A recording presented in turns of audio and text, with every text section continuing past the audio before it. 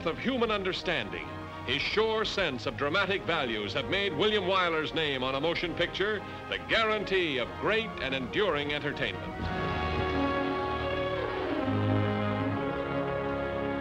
Si c'est André Bazin qui, le premier, a brillamment théorisé l'importance de William Wyler dans l'histoire du cinéma, c'est vers notre père fondateur, Henri Langlois, que l'on se tournera ici.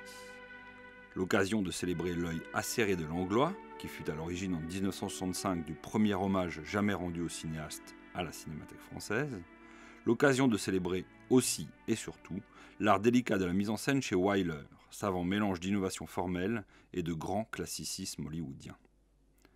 Langlois donc. Il y a 53 ans, dans le programme de la Cinémathèque, il écrit « William Wyler est l'homme qui, à la fin des années 30, créa un style nouveau. De Dead End à The Westerner, on le voit peu à peu s'affirmer, et dès lors, il ne sera un film de Wyler qui n'en sera marqué.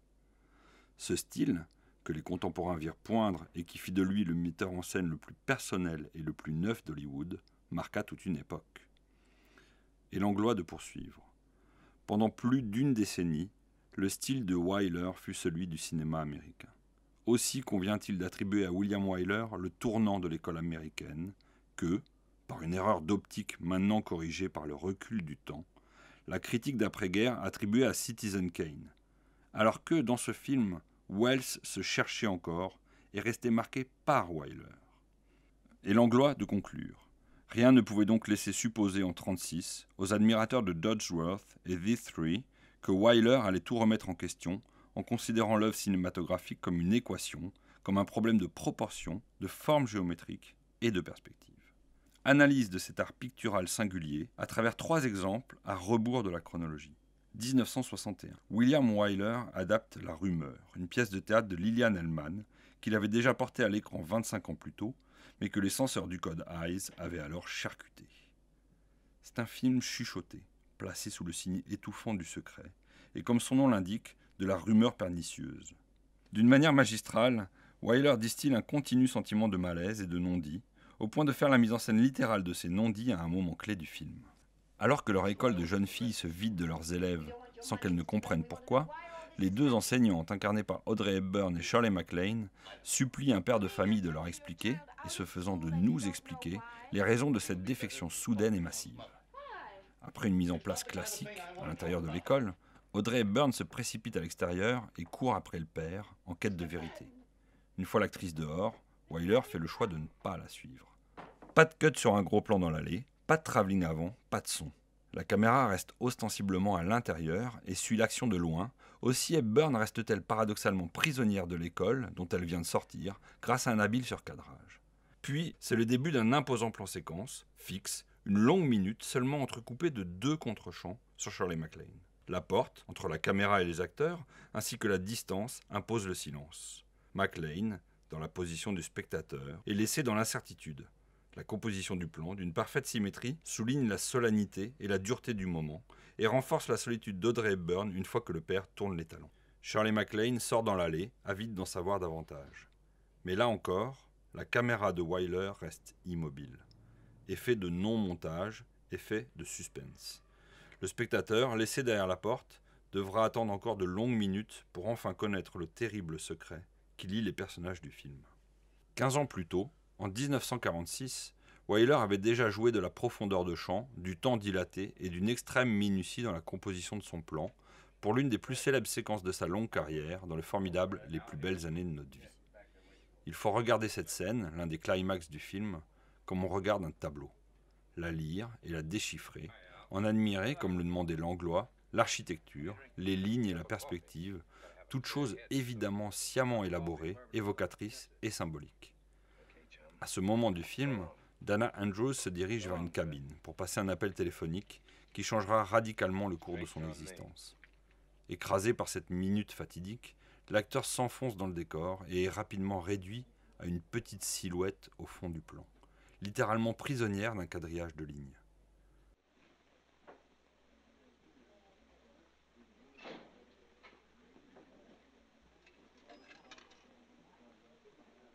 Plan suivant. Toujours point de fixation du regard, mais laissé bord cadre, comme on est abandonné au bord d'une route, Andrews est ignoré de ses camarades qui rentrent dans le bar sans s'apercevoir de sa présence en marge du plan. En un simple raccord et un subtil décadrage de quelques centimètres, Wyler dit la lente exclusion de son héros, qui colle cette fois Dan Andrews à l'extrême bord du cadre quand ses trois amis occupent, eux, en gros plan, une moitié de l'écran.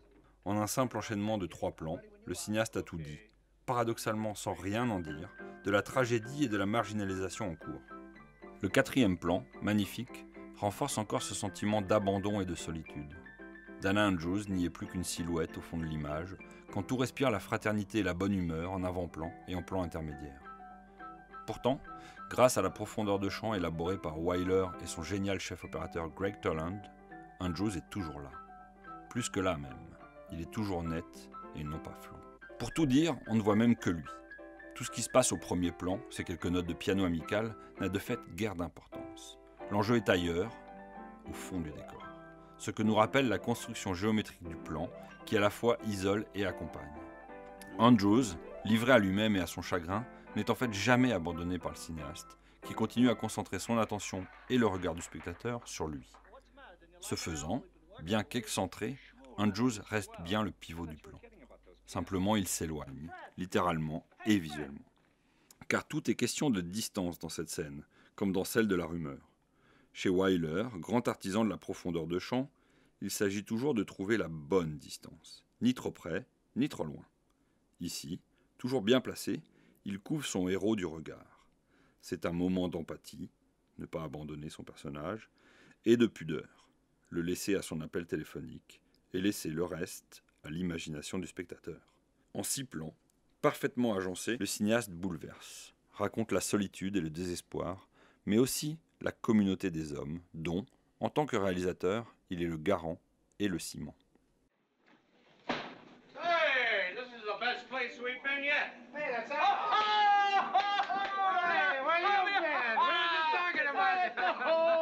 Dans une interview donnée dans les années 60, Wyler raconte « Au fil de notre collaboration, Greg et moi décidâmes de rechercher un réalisme aussi simple que possible.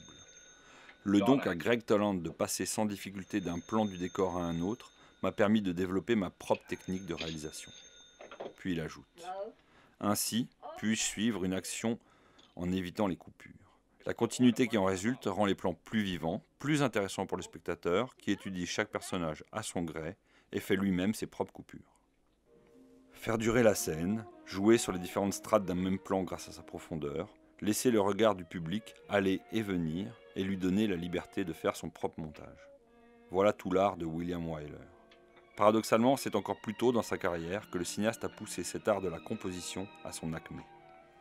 Attention, spoilers pour ceux d'entre vous qui n'auraient pas vu le film. La Vipère, 1941, avec Betty Davis. Et, déjà, Greg Toland à la caméra. Tout au long du film, le cinéaste et son chef opérateur jouent comme à outrance de la profondeur du champ. Tout y est net. Premier plan, plan intermédiaire, fond de plan, comme dans ces 2 scènes célèbres où avant- et arrière-plan sont aussi signifiants et importants l'un que l'autre.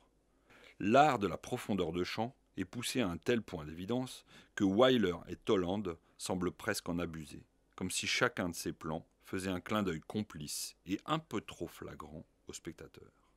Précisons ici que nous sommes en 1941. Greg Toland passe littéralement d'un plateau à l'autre et éclaire en même temps La Vipère et Citizen Kane, soit en parallèle les 2 films totémiques de la profondeur de champ. Et puis, soudain, un tournant. Wyler et Toland changent les règles du jeu. Eux qui vous avaient habitué à faire le net, partout, tout le temps, déroulent une étonnante séquence, dont le contraste saute alors aux yeux.